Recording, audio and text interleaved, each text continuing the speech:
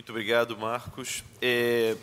Dando sequência à agenda, cabe agora a mim sintetizar as três apresentações, pelo que eu entendi. Em seguida, a gente vai chamar dois outros apresentadores que foram selecionados através da chamada de artigos. Só para... Eu acho que eu vou fazer um gancho com um pouco do que o PB falou no final da fala dele, que uma das grandes oportunidades do Brasil é o fato de, dada a sua escala, ser um enorme laboratório de experiências, né? E que, através de redes e arranjos como esse, nós podemos... E a importância, né, de se compartilhar essas experiências através de arranjos como esse, para que a gente possa efetivamente avançar. Eu acho que essa sessão e as falas dos três colegas foram um exemplo exatamente dessa diversidade e dessa riqueza no Brasil.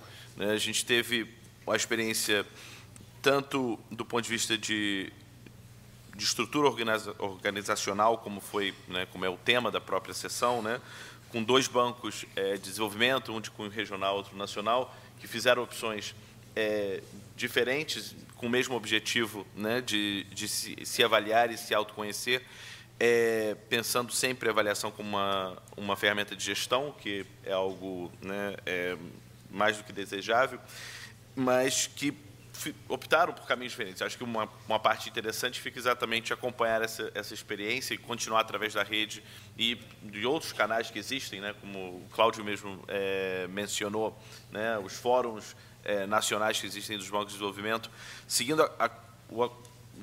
essa experiência para que a gente possa perceber o que está funcionando de maneira melhor, né, do ponto de vista do objetivo final, que é o mesmo, né, que é melhorar a eficiência, melhorar a gestão, o desenho de programas, de instrumentos, produtos financeiros, né? E eu acho que isso complementa muito bem com a fala do senhor João Jornada, no caso que o Inmetro apresenta o uso, né, desse instrumental através do contrato de gestão, né, e que é algo que o BNDES está começando agora, né, pelo que eu entendi, né, a entrar nesse caminho também, mas o Inmetro já vem nesse caminhar há mais tempo, né, e é muito interessante ouvir, né, de um gestor, de uma liderança de um órgão, de uma autarquia nacional, as vantagens, né, desse tipo de instrumento, ainda que com as suas limitações que ainda existam, né, mas os potenciais ganhos do ponto de vista de autonomia institucional, né, e os desafios que ainda existem, né, que perduram ainda na institucionalidade brasileira, de como gerenciar e tornar o processo de planejamento mais efetivo, né, e não algo que é um pouco a reboque, né, não é preciso seguir a nossa expressão para inglês ver, né. Eu acho que existem ainda desafios grandes, né, na fala do BNDES, uma coisa que me ressaltou é essa questão da atribuição, né, como a gente pode atribuir, principalmente naquele último marco, né, e que é um desafio que o Banco Mundial enfrenta também, né, e o Sistema das Nações Unidas também enfrenta, né, nas metas do milênio, enfim. Como é que a gente consegue atribuir, né, às nossas respectivas instituições mudanças, né, em determinados indicadores chaves, macros, né, que são norteadores, né, maiores da política, mas eu acredito também que o ponto não seja, aí nesse caso, buscar uma relação de causalidade, né, com uma identificação econométrica perfeita, né, e irrefutável, mas sim reconhecer né, o papel e a importância, como o próprio João Jornada colocou, da vantagem de se ter esses indicadores como um instrumento de convergência e alinhamento institucional, né, para melhorar a comunicação dentro mesmo das instituições, né, e aí você tem sempre esse dilema, eu acho, né, por um lado, né, buscar essa nossa capacidade de atribuir, né, o resultado às nossas políticas, que no caso dessas grandes instituições, né, como as três aqui presentes, é algo delicado. Por outro lado, tem esse papel, digamos, mais pragmático e de gestão mesmo, onde esses grandes indicadores podem servir para alinhar, né, os objetivos internos das respectivas organizações. Então, acho que esses seriam os meus comentários dessa sessão. Eu acho que ela complementou muito bem, ilustrou, né, o que foi dito na sessão de abertura, e eu gostaria de agradecer a todos os palestrantes com uma salva de palmas. Obrigado.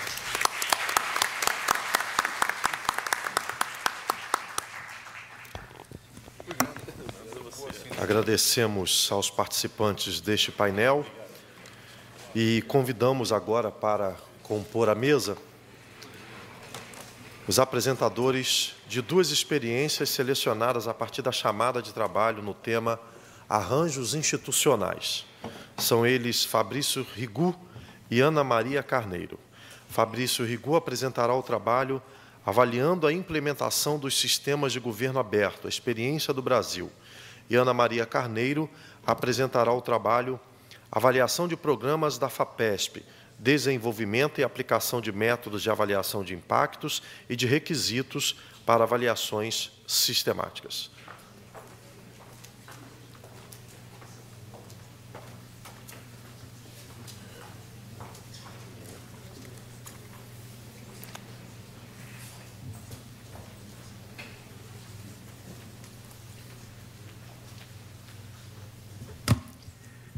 Bom dia a todos.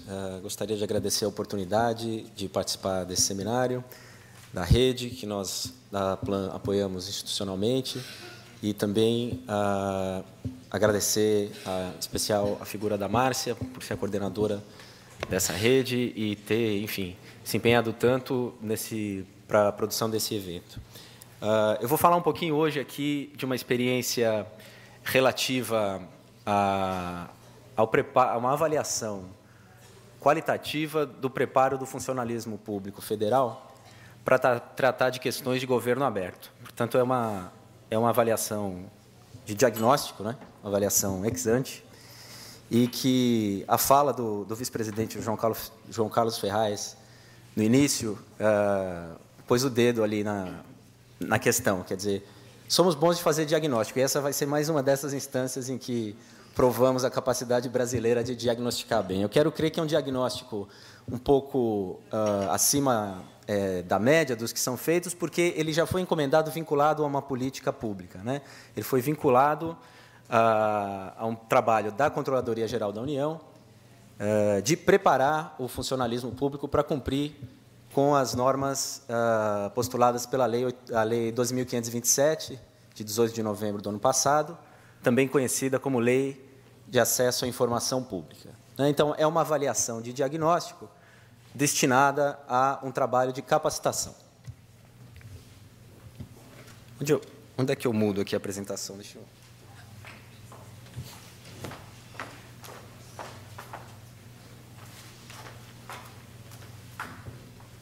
Ok.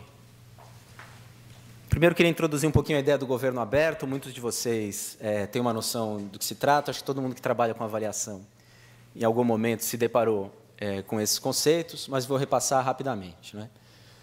A ideia do governo aberto, ela envolve, principalmente, a proteção das liberdades individuais, né, no sentido de um controle social do Estado, a sociedade ter uma participação mais efetiva naquilo que o Estado faz, né, no uso que ele faz não só dos recursos, mas também da informação.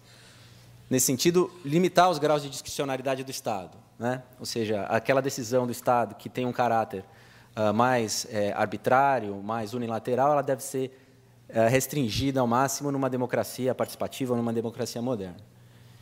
E também avaliar o impacto das ações de governo, quer dizer, algo que no Brasil o governo aberto ainda não avançou muito nesse sentido. A gente tem muitos portais de transparência, a gente tem serviço de informação ao cidadão, a gente tem disponibilidade de dados abertos aí nas 3 instâncias de governo e nas 3 esferas, mas a produção de avaliação a partir desses dados ela é ainda muito restrita. Nos países mais desenvolvidos, principalmente nos países da Oceania e da Europa Ocidental, a ideia do governo aberto é muito vinculada à avaliação de resultados, ou seja, a sociedade cobra muito os resultados do governo e está preparada, inclusive, para interpretar esses dados. Obviamente, a sociedade civil organizada. E o que eu estou chamando de objetivos razoáveis aí são aqueles menos ambiciosos, aqueles para os quais a gente já vê resultados, inclusive, aqui no Brasil, que é, primeiro, prestar conta do uso dos recursos públicos, né? Ampliar o acesso à informação como um todo, ou seja, pelas tecnologias de informação e comunicação, você dá acesso às pessoas que antes não tinham, por questões de renda ou de local de moradia. Alteração de procedimentos internos ao Estado, ou seja, você oferecendo informações públicas sobre o funcionamento do Estado, é uma pressão a mais para que certos procedimentos, principalmente de trâmite de informação, gestão de documentos, sejam alterados, né? E, no fim, quer dizer, um incentivo a que a informação seja disponibilizada para os cidadãos de maneira completa, não parcial, mas completa, né? E é isso que a Lei 2527 vai trazer, a ideia de que tudo que é informação que está em poder do Estado e que seja de interesse dos cidadãos tem que ser disponibilizado de maneira completa. Os principais pontos dessa lei, bom, o primeiro, que é o que ensejou esse trabalho de avaliação, foi o prazo que foi dado de 180 dias para a implantação obrigatória de serviços de informação ao cidadão. Vocês aqui que trabalham em prefeituras ou em governos de Estado, provavelmente estão mais avançados até do que o governo federal nessa parte, né? A gente deu uma busca recentemente aí, viu que muitas prefeituras, inclusive muito pequenas, já disponibilizam para os seus cidadãos um serviço de informação online. O atendimento imediato para informações existentes no órgão, ou seja, hoje a lei já está em vigor, a pessoa que solicitar uma informação, ela deve recebê-la imediatamente. Se essa informação não estiver disponível, então temos 20 dias para que o órgão providencie, colha essa informação em outro órgão, ou dirija o cidadão para este outro órgão, que vai prestar, então, essa informação. Alguns pontos aí com consequências práticas da lei que vão impactar essa avaliação. O primeiro é que, ao contrário de que muita gente pensa, ela não revoga o dispositivo constitucional de que dá 100 anos de sigilo para informações que afetem a imagem, a privacidade e a honra. Então, os dados médicos pessoais das pessoas que estão lá no SUS nunca vão ser divulgados sem que o nome da pessoa seja retirado, né?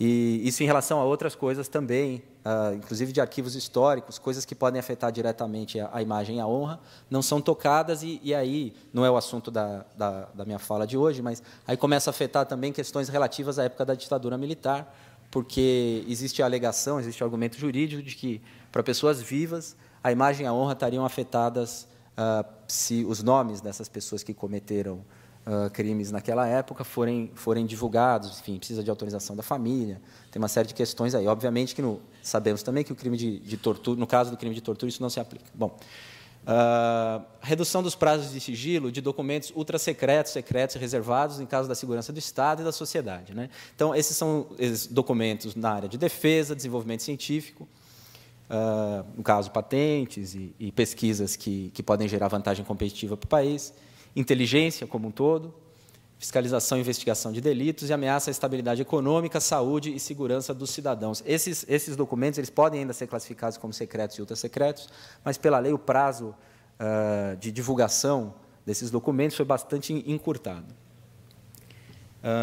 E, por fim, uma coisa importante, que a lei obriga a publicação anual de todos os documentos que foram desclassificados nesse exercício, ou seja, aqueles ministérios e órgãos para os quais se aplicam esses princípios, defesa, desenvolvimento científico, etc., devem publicar, ao final do exercício, todos os documentos que deixaram de ser secretos e ultrasecretos, para que os jornalistas, cidadãos em geral, possam ter acesso a eles. A pesquisa de diagnóstico que nós fizemos para a CGU, ela teve como objetivo determinar as percepções e atitudes do funcionalismo do Executivo Federal em relação à informação pública, certo? Portanto, é uma pesquisa de percepções e atitudes, e a gente quer entender os porquês, né? Como é que o funcionalismo público interpreta e percebe a situação atual relativa ao fornecimento, à abertura das informações de caráter público, né? Portanto, é uma pesquisa qualitativa, com entrevistas semi-estruturadas, que busca entender as razões pelas quais as pessoas pensam de determinada maneira, né? A utilidade disso, como eu falei, é uma pesquisa que vai ser utilizada como política, é desenvolver estratégias de implementação da política brasileira de acesso à informação, com foco sobre resistências e dificuldades afetadas. Então, a gente fez as entrevistas de aprofundamento e uma pesquisa survey também. Hoje eu vou falar só das entrevistas de aprofundamento. Foi feito um survey representativo de 15 mil funcionários do Serviço Público Federal, da Administração Direta Federal. Bom, como eu falei, são entrevistas de aprofundamento. A amostra, como vocês sabem, é não representativa, né? Ela não pretende mapear a frequência da incidência de determinadas opiniões, né? Mas sim capturar a diversidade de pontos de vista, argumentos e processos cognitivos, né? Então, é uma entrevista. A amostra foi selecionada com base numa expectativa de diversidade, né? Então, isso é importante. Eu sei que para alguns aqui isso é claro, mas a gente não está falando, a gente não pode fazer alegações aqui relativas à magnitude da incidência dessas opiniões. Os setores do Executivo que foram pesquisados foram controle, regulação e fiscalização. Nesse caso, por causa do sigilo, que é muito importante aí nesse tipo de atividade, economia e planejamento, defesa, inteligência e relações exteriores, e na área social, que é o que eu vou falar aqui hoje, o MEC, Ministério da Saúde, Ministério do Desenvolvimento Social, Previdência, Ministério da Justiça e a Secretaria de Direitos Humanos da Presidência da República. Um total de 70 entrevistas. Então, aqui um pouquinho, no caso da área social, a distribuição da amostra, né, para vocês terem uma ideia. Quantos foram amostrados, quantos efetivamente foram entrevistados e os faltantes. A gente teve uma taxa de resposta bastante alta para a pesquisa qualitativa, até um ponto metodológico aí. Houve bastante insistência e nós oficiamos, inclusive com o apoio da CGU, alguns desses respondentes para que a gente tivesse uma taxa de retorno mais alta, né?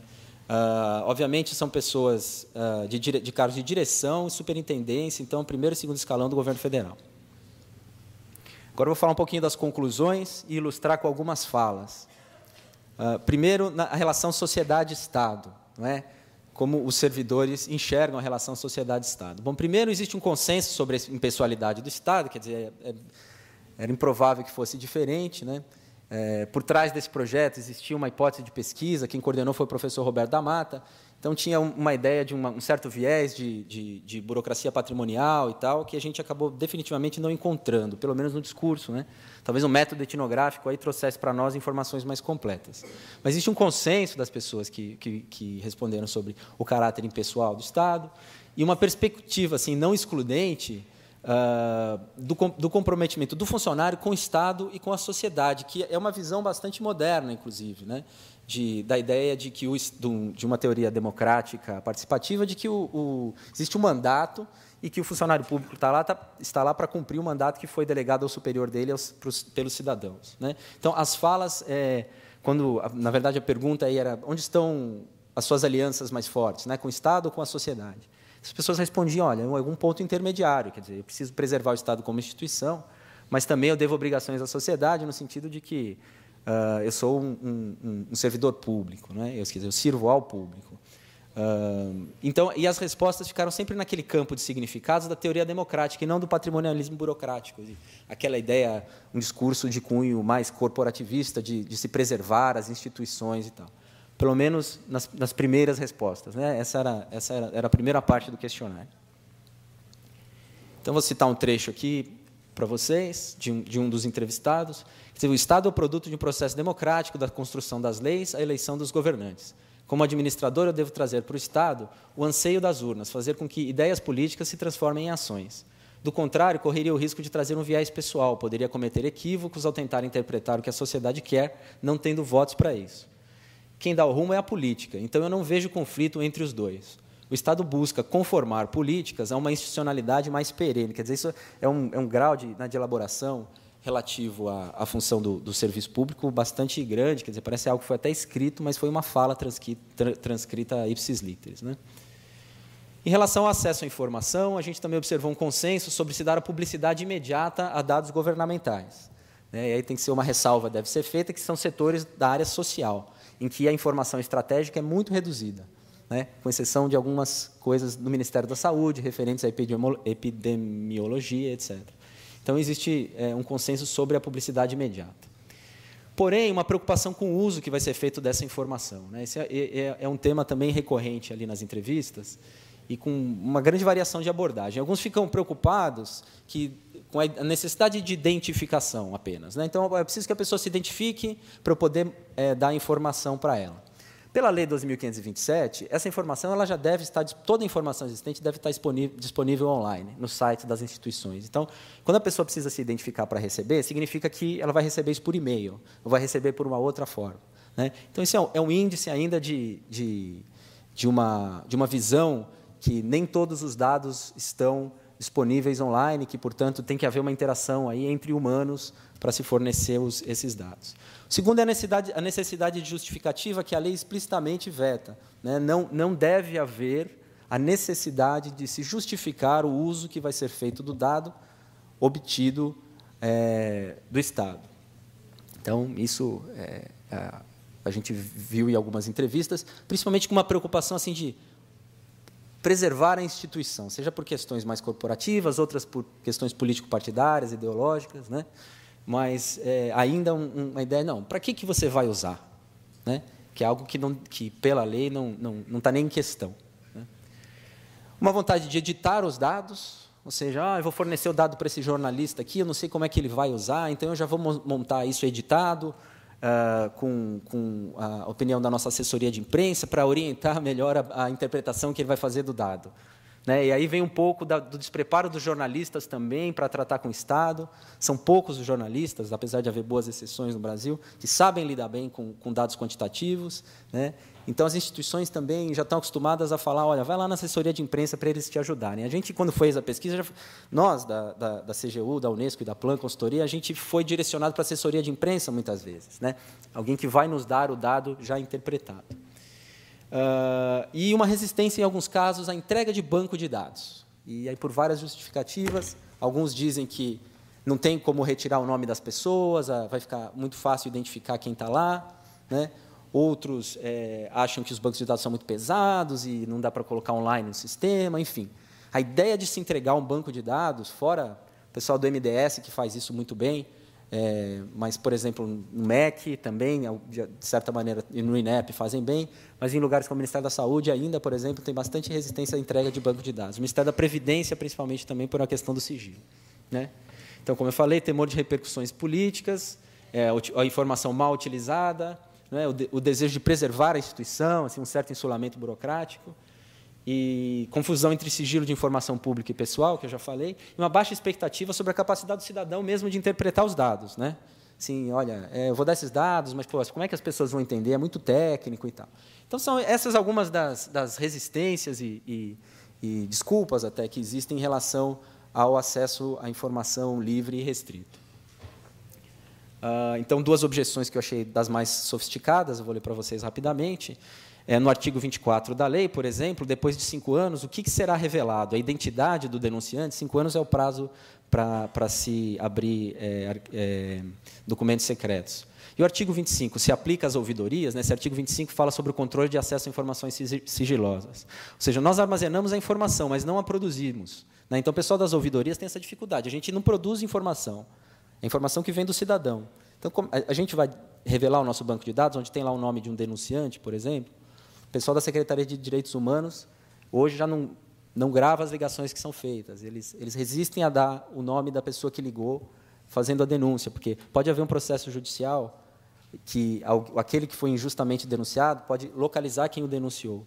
Né? Então, tem uma série de questões ainda que precisam ser melhoradas. Né? Bom, enfim, em relação a uma demanda crescente por bancos de dados, não é? De novo falando, olha, não temos certeza de como proceder para fornecer os dados e, ao mesmo tempo, preservar a privacidade das pessoas, quer dizer, o exemplo que eu já citei. Em relação à gestão da informação, existe uma ambiguidade nas ouvidorias sobre o que deve ser considerado informação pública, né? Aquilo que eu falei das denúncias, reclamações generalizadas sobre problemas de interoperabilidade de sistemas, e eu não vou entrar nesse tema aqui, porque é a pesquisa Survey que levantou isso, mas existe um problema grave no governo federal de gestão de documentos. Está sendo introduzido agora o protocolo único, né, para que esses sistemas se conversem, que a busca de informação pelo cidadão, que esteja em mais de um ministério, que essa busca possa ser feita simultaneamente, mas existe um longo caminho aí para ser desenvolvido em tecnologia de informação, né? Nos portais dos órgãos, hoje, praticamente você só tem relatório gerencial sobre dados de execução de políticas, quando, na verdade, deveria ter também os bancos de dados ali, né? A exceção são as cartas de serviço, e o pessoal das ouvidorias costuma ser muito bom nisso. O cidadão tem acesso a todos os serviços que são prestados pela ouvidoria, o que ele pode esperar dela, e etc. Então, alguns setores têm isso e é um avanço. Em relação ao sigilo absoluto e permanente, existe uma unanimidade contrária ao sigilo permanente, e a lei acaba com o sigilo permanente mesmo, né? E sobre o sigilo absoluto, tem objeções baseadas no interesse público, né? Algumas pessoas acham realmente que tem questões de interesse público que fazem com que certas informações não devam ser divulgadas, por exemplo, né? Considero que informações que podem provocar um dano tão grande que não há motivo para ser publicadas, por exemplo, a existência de um 5º vírus da dengue, se houver, só pode ser divulgada depois que se tiver um plano para se lidar com isso, né? Quer dizer, questões de saúde pública que você segura a divulgação da informação para não gerar um pânico generalizado. No caso de políticas em consolidação, até as pessoas entenderem do que se trata, é necessário não divulgar o dado. Muitas vezes o pessoal quer pôr logo em prática para depois formular a teoria. Então, o processo de elaboração de políticas, isso é algo polêmico, né? Se ele deve ser feito inicialmente abrigado da sociedade, ou se a sociedade deve ter acesso a ela, né? Quer dizer, discussões internas ao executivo sobre novas políticas, né? Bom, e aqui uma outra opinião, quer dizer, não há como justificar numa república o sigilo eterno, que seria um poder concentrado num Estado sem accountability. Não confio em ninguém o suficiente para aceitar o que aquela pessoa decidiu, que o que aquela pessoa decidiu estar certo apenas porque ela achou assim. Não existe o não, porque não. É uma opinião bem radical de que toda informação deve ser pública, né?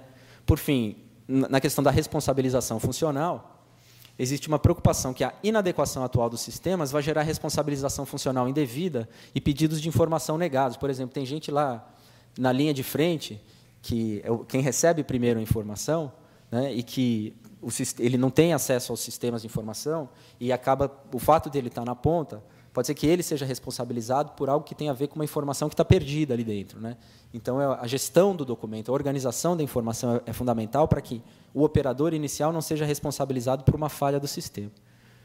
Naturalmente, o compartilhamento de responsabilidades também, quer dizer, quando você tem mais de 1, ou 2, ou 3, ou 4 responsáveis pela informação, você não pode sancionar esses todos administrativamente, tem que ser um por um, e aí é praticamente uma certeza de que não vai haver sanção. Só um parêntese aqui, a Lei 2.527 prevê que a instância superior é um colegiado que está na CGU, né, e que vai determinar sanções administrativas no caso de renitência de negativa de informação, né? Então, é disso que se fala, quer dizer, a responsabilização funcional pela negativa de informação.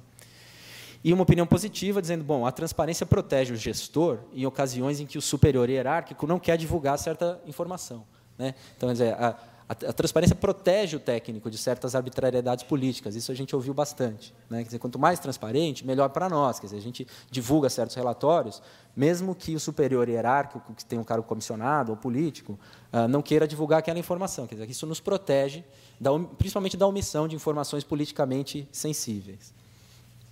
Eu tenho só 2 minutos, não vou ler todos os trechos para vocês. Está lidando aí com questões de sanção administrativa, como funciona isso, quer dizer, hoje é necessário uma representação formal, sindicância administrativa, habeas data, etc. Quer dizer, para o funcionário ser responsabilizado é muito, muito complicado, né, por qualquer coisa. Então, mas com a lei de acesso à informação, a sanção deve ser mais rápida. Vamos ver se na prática isso definitivamente acontece, mas existem canais para sanções mais eficientes, né? As conclusões. Bom, os valores do funcionalismo público do primeiro e do segundo escalão, largamente republicanos e apenas subsidiariamente corporativistas. Uma consciência das consequências negativas que as limitações técnicas impõem à implantação do governo aberto. Todo mundo quer, mas sabe que os sistemas hoje são precários. Um desejo de controlar a apresentação dos dados, né? Contextualizando, oferecendo tabelas ou relatórios em vez de bancos de dados. E uma preocupação em preservar as instituições por meio do controle da informação. Quer dizer, mesmo que ela seja restrita, existe ainda uma certa ansiedade em relação a isso. E uma confusão sobre a aplicabilidade da lei a dados pessoais. Ainda há muitos funcionários que acham que a cláusula constitucional de proteção às liberdades, à privacidade, à imagem e à honra, pode ter sido, de alguma maneira, revogada por essa lei, e não foi. Né? Quer dizer, todas as proteções ao sigilo individual permanecem mantidas. Né? E, por fim, as limitações dessa pesquisa, essas são limitações de cunho metodológico mesmo. A gente não fez uma amostragem na variável independente, ou seja, a gente não amostrou com base nas variáveis que a gente iria utilizar para fazer predições sobre a sua associação com uma maior ou menor abertura à divulgação das informações públicas. Né? Quer dizer, a gente não parou para estudar quais eram essas variáveis, se poderia ser a escolaridade da pessoa, a origem regional, a profissão, o grau de escolaridade, enfim. Em virtude do desenho que foi feito da pesquisa, foi impossível a gente fazer isso. Né? E se a gente tivesse amostrado na variável independente, a gente teria levantado hipóteses de pesquisa melhores, né? Mais sofisticadas. Mas já veio, a partir da CGU, uma hipótese de pesquisa que pressupunha uma cultura do sigilo. Então, é aquela ideia epistemológica, né, que, quando você vai a campo procurando alguma coisa, você acha. Né? Então, se você for a campo procurar sigilo, você vai encontrar sigilo. Né? Então, a hipótese já veio um pouquinho enviesada, e, na hora de aplicar a pesquisa, a gente tentou abrir um pouquinho mais a cabeça e deixar de lado essa ideia de que, poxa vida, existe uma cultura do sigilo, né? Que é um pouquinho de senso comum assim, e, enfim. Mas a pesquisa veio já orientada, o roteiro de entrevista veio orientado nesse sentido. Foi restrito ao Executivo Federal, né? Então não sabemos como pensa o Legislativo Judiciário e também os governos de Estado e municípios e seus respectivos legislativos judiciários. E, por fim, as questões também foram pensadas para serem utilizadas como pré-teste do survey. Né? Então, vamos aproveitar que vocês estão fazendo essas entrevistas semi-estruturadas e tal, e vamos pegar os resultados, vamos ver a variabilidade e vamos usar isso para formular pesquisas de survey. Então, a gente queria ter feito algumas pesquisas um pouquinho mais profundas, né, algumas perguntas um pouquinho mais complexas, que, como elas não serviriam para o survey depois, elas acabaram sendo cortadas. Tá? Então, é isso, essas são as limitações, mas, de qualquer forma, o interesse dessa pesquisa, eu acho o principal, é que ela realmente está sendo utilizada na elaboração de material de capacitação e de educação para o Serviço Público Federal se adequar às exigências do governo aberto. Bom, é isso. Muito obrigado.